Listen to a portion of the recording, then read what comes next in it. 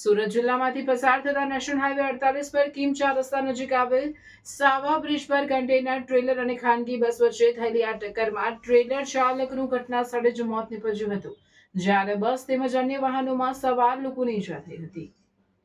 મળતી માહિતી મુજબ સાવા બ્રિજ ચડતી વખતે એક કન્ટેનર ચાલકે સ્ટીરિંગ પરથી કાબુ ગુમાવ્યો હતો। બેકાબુ બનેલું કન્ટેનર ડિવાઈડર કૂદીને સામેના ટ્રેકમાં ઘૂસી ગયું હતું અને સામેથી આવતા એક ટ્રેલર સાથે જોરદાર રીતે અથડાયું હતું। આ ગમખાર ટક્કર દરમિયાન પાછળથી આવી રહેલી ખાનગી લક્ઝરી બસ પણ અકસ્માતગ્રસ્ત વાહનો સાથે અથડાતા અકસ્માત વધુ ગંભીર બન્યો હતો।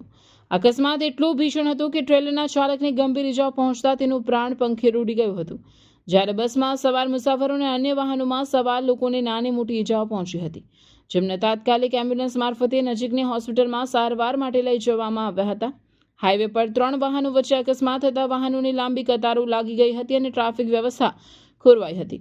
ઘટનાની જાણ થતાં જ સુરત જિલ્લા ટ્રાફિક પોલીસની ટીમ સ્થળ પર દોડી આવી હતી અને મૃતદેહને પોસ્ટમોર્ટમ માટે ખસેડી અકસ્માતગ્રસ્ત વાહનોને રોડ પરથી દૂર કરવાની કામગીરી હાથ ધરી આ મામલે ગુનો નોંધી વધુ કાયદેસરની તપાસ હાથ ધરી છે।